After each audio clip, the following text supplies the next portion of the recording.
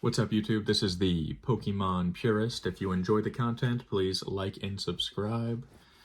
Without further ado, let's get into the video. These are my top 5 most underrated Pokemon cards of 2025.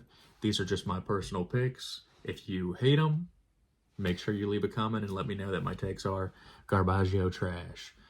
All right, let's get into it. Number 1 is the Flygon from Mega Evolutions. Flygon is an insanely good Pokemon. It's an insanely cool Pokemon. It's a very strong dragon type. I don't know, $5 for this card just seems kind of criminally underrated. That's just me. I mean, I could easily see this being like, a much stronger card. Now, I don't want to get into saying I hate dropping values, because then I'll have some guy in the comments saying like, I picked these up at a card show because of you. Make your own decisions. These are just my picks. All right. Number 4 would be the Blaziken from Destined Rivals.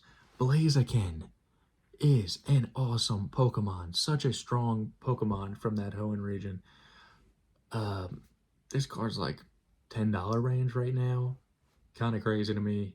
Just look at like Chilling Reign, Blaziken, and just look at the fact that like Blaziken is one of the elite fire starter Pokemon. Seems undervalued and underrated to me personally. Number 3 for me, I don't know if it's the problem with this card. It may be some like a situation where it's just too easy to pull, but the Journey Together Articuno.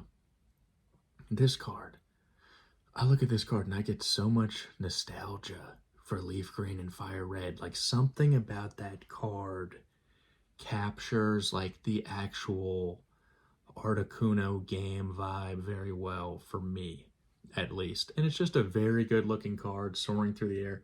That card is like $20 right now and dipping, I think. It may even only be like a $15 card.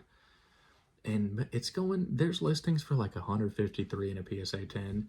That card is pretty phenomenal. I'm surprised that wasn't one of like the highest chase cards of Journey Together. Maybe it's just too easy to pull. I actually did pull it myself. I have it in English and Japanese.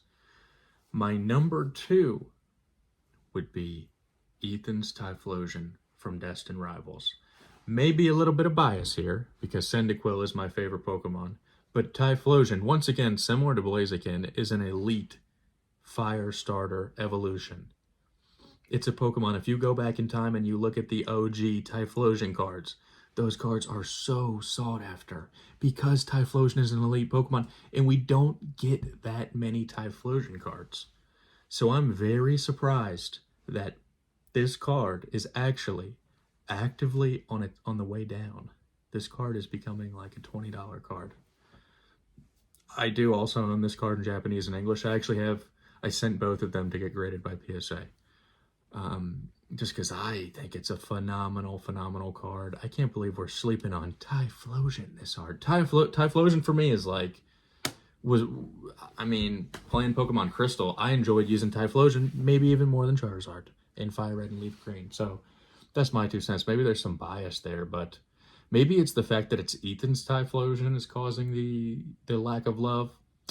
I'm not sure, man. Now, my number one card, I genuinely feel like should have been the defining card of the set that it's in, and people made a huge mistake by not making this card the chase off of Rip. My number 1 card for 2025 that was underrated is the Salamence from Journey Together. This card is just completely majestic.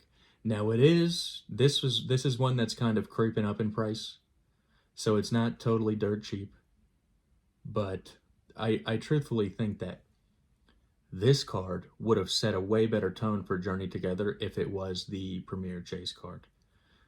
It's just a great looking card of one of the most cool popular Pokemon. I think 100% it blows away the Iono's Bellibolt and the Lily's Clefairy. They are not as cool as this card. I mean, let's just be serious. and it's going for like 55 bucks, 60 bucks range right now. The PSA 10 is expensive, so you could argue that it was maybe underrated 6 months ago, and now it's getting its fair share of hype. So yeah, that's my number one. For honorable mentions, I would have to say there's a ton of cards in Black Bolt and White Flare that are very cool and get like no love or no hype. It was tough for me to choose a specific one. The Haxorus is very cool, but it is like 40, 45 bucks. So that's a little bit of a tricky one. Um, Earlier this year, I would say so many cool Japanese IRs were underrated. That I find it's hard for me to believe how much money people pay just because they want an English card, and then they'll say they buy Pokemon for the art, and the Japanese card is dirt cheap. Also, all of like the Pokeball, Master Ball style cards from Black Bolt, White Flare, Prismatic Evolutions. In the future, if Pokemon is popular, people are going to need those for master sets, and some of those are like $1, $2. And then my final honorable mention wild card pick, I pulled this Zacian from Phantasmal Flames. And truthfully, I just played the Sword and Shield game, and I thought it's kind of absurd that this card is $5 right now based on just how good it looks and how cool it is. It's like an awesome legendary, captures the atmosphere of the game very well. Probably makes it even look cooler than the game makes it look. But just look at that. For like a display piece, $5. I mean, to me, that's pretty underrated. But yeah, those are my picks. If you think that my picks were garbaggio, trash, terrible, make sure you comment, like, and subscribe. Merry Christmas. Peace.